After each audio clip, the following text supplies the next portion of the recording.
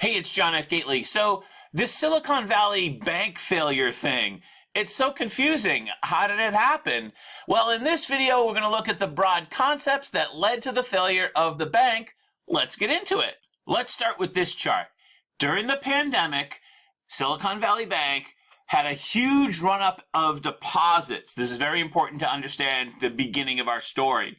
They had about $60 billion in deposits, say back in 2020, and by early of 2022, that had run up to almost $200 billion. So basically, they tripled the amount of deposits.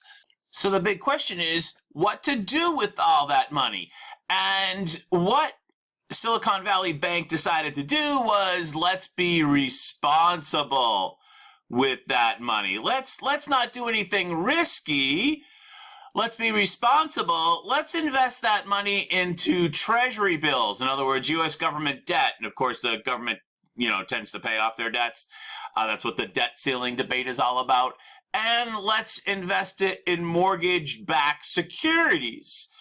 There was a problem with this, however, because most of these investments were paying under 2% interest. Let me show you that on a chart.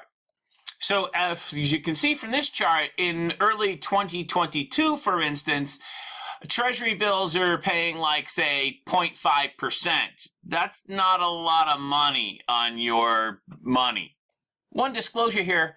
I'm not a banker. My father was a banker, but I'm not. And I'm like the last person you should take investment advice from. So if the bank is invested in these investment vehicles that make under 2%, that means the bank is not going to pay very high interest on deposits.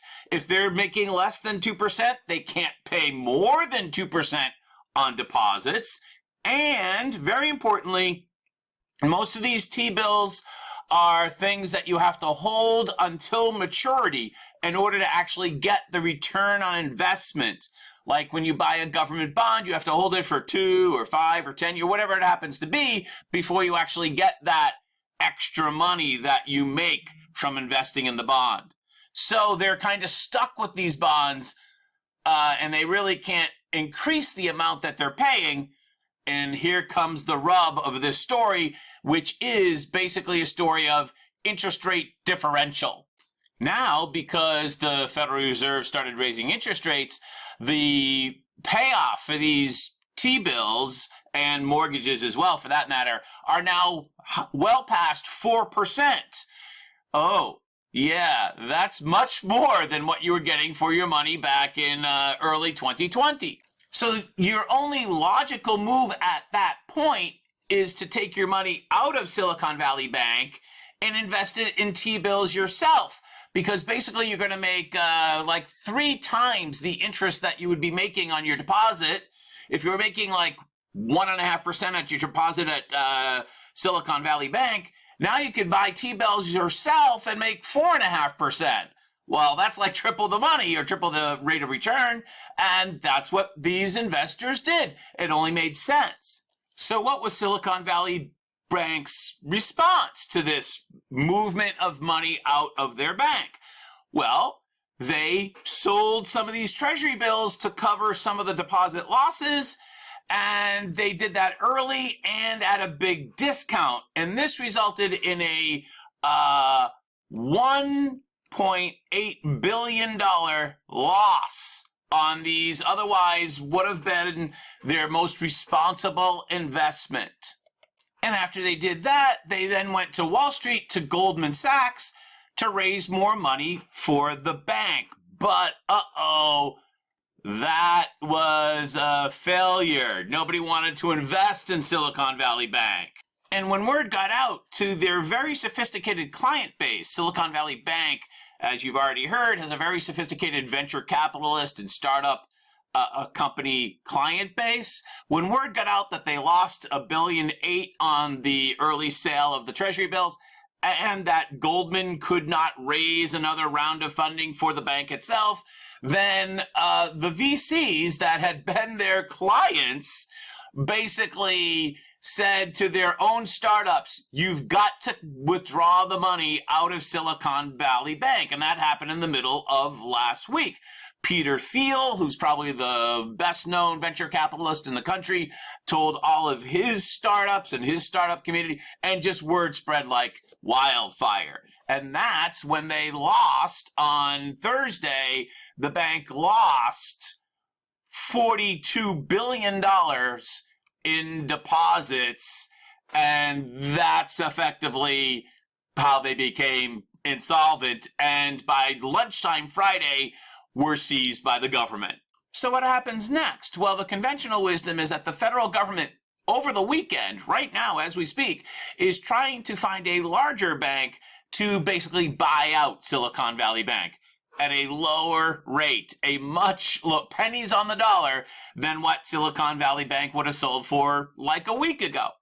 And then there's this other topic, which we haven't talked about in this video, but let's just mention it now, is that your deposits as an individual are secured up to $250,000 at an FDIC institution.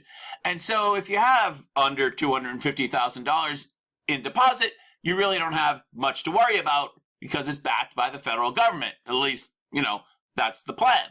And it's always worked that way. But if you have more than $250,000 at the bank, and 95% or so of depositors at Silicon Valley Bank had more than $250,000 on deposit, well, that's an unknown answer.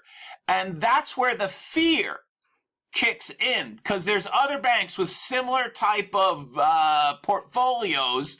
First Republic Bank might be the first one that meets the eye, and you might have seen a little bit about that. They're similarly situated. And so if you think you're going to lose everything over $250,000 at First Republic, which is kind of like a bank that targets markets to rich people, basically, it's a rich people bank. If you think you're going to lose everything over 250, well, you're going to show up there Monday and you're going to take out like everything that you can, at least anything over 250.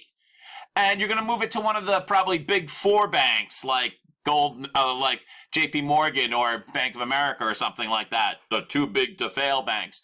You're not going to leave it at First Republic, anything over 250, because you don't want to run on that bank. But then again, you're the one that's taking the money. It's like it's a cycle. It's a cycle. It's a fear cycle. We'll see what happens Monday. All right. So, hey, I'm John F. Gately. Thanks for watching from the home office here in Plymouth. Talk to you later.